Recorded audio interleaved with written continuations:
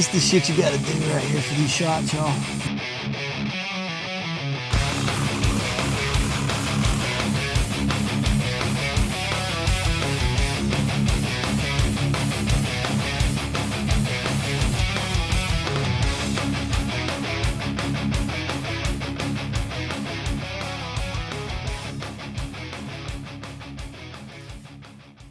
We've been making some pretty good headway on Berger's car lately. Some things have been coming together. We got the engine in the car, we got the bell housing indexed. As a matter of fact, I think him and his dad come out a couple nights ago when he had got his MSD and some other stuff done on it. Oh yeah, not wired up but mounted. We did do a wire tuck on the car, so all the wires are back here, so everything's just gonna kind of pop right through here. You won't see much wiring at all. So this car is moving along fairly quickly now, but there was been one hang up, one thing we've been waiting on. Handling Motorsports once again, coming in clutch. We literally just put the T56 in the Calypso today, and then this shows up. Ooh, look at that. Got my name up on It's even got your name on it. Look at them bars though, bro. Berger got bars. Ooh. Nitrous button? Yeah. Or is that your boost button? Boost. Let's go ahead and cut to the chase. What is this transmission? You want to tell them?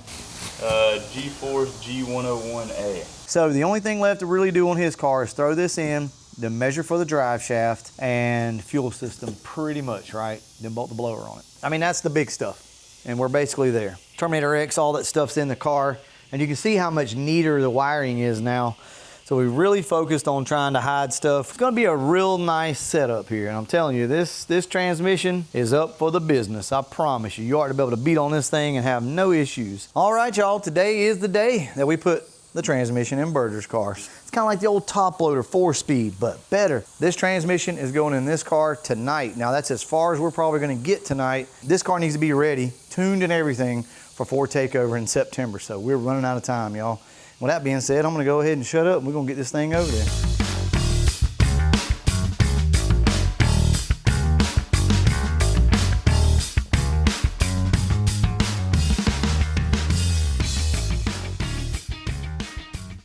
Man, this is a gorgeous transmission. I'm not gonna lie to you, a little tiny, just high quality. There's the gear ratios. People wanna know why we chose the gear ratios we did. We got our reasons, okay? I'm gonna need y'all to go on over there to the drag swag. I done got a bunch of new stuff over there for you to download some shirts. I think you're gonna really like what you see over there. Pick you up one or two, shit. Your friends, they gonna be like, damn, boy, where you get that shirt from? You tell them in the drag swag. That's where I got it from. If they don't know where it is, send them the link, shit.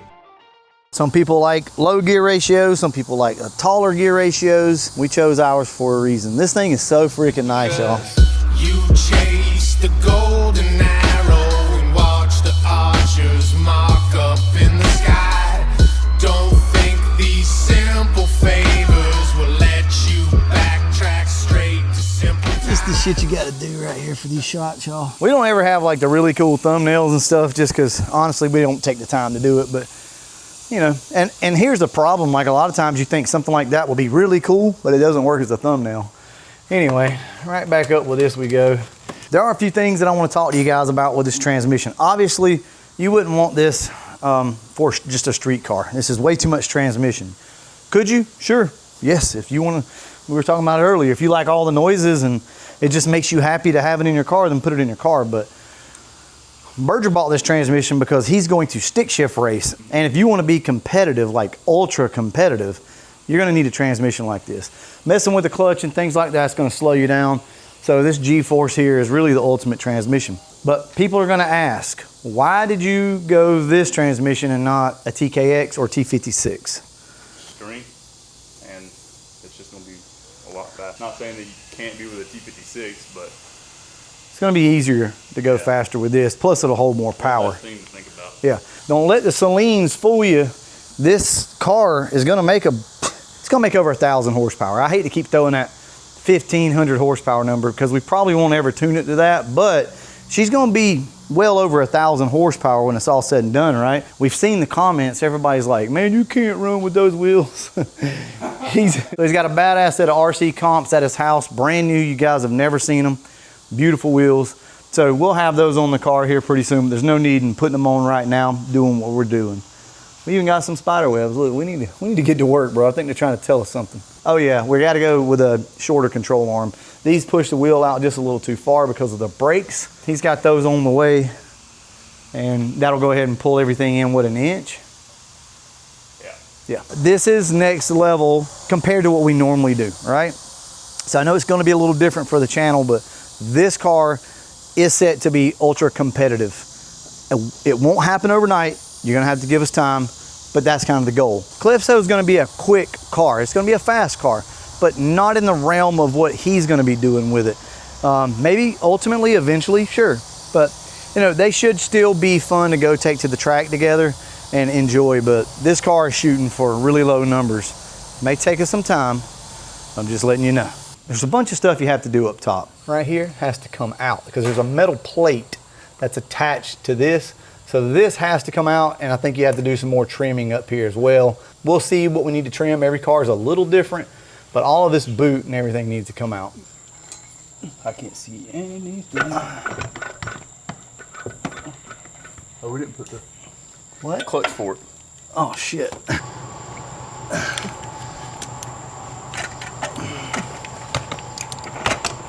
Okay. All right. Let's take a look, see if we can get the angle right. Starting to level out. Come on, the whole transmission with Yeah. the a little bit, but Okay. Yeah, that's pretty even. Still got to come up a little bit more in the back.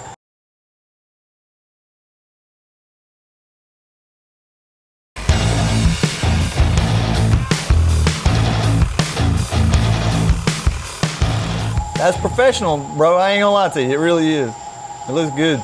Especially my cuts down here that cut all into the bottom of the car.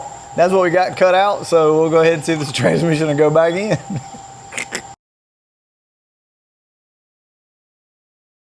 All right, y'all. We got the G-Force in the car.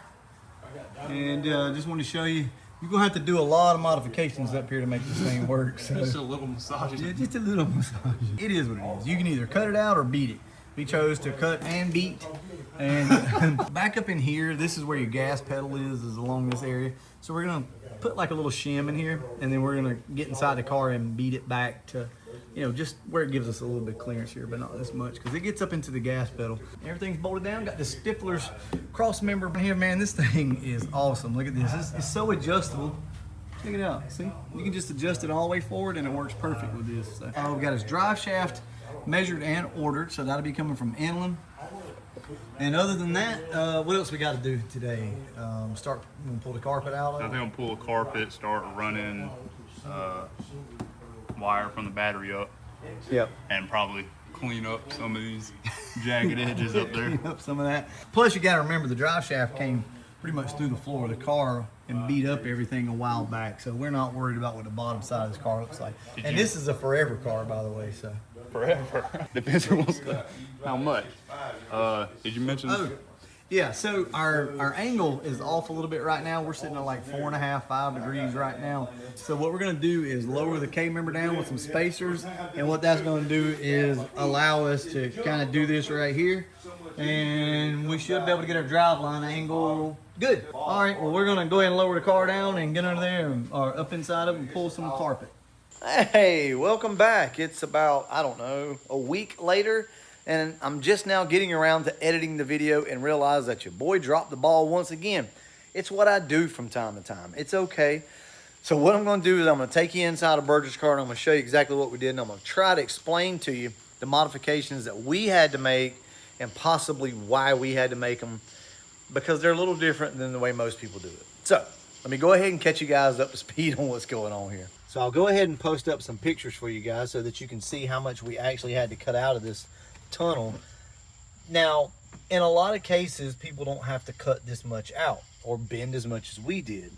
But for us, it was just this way.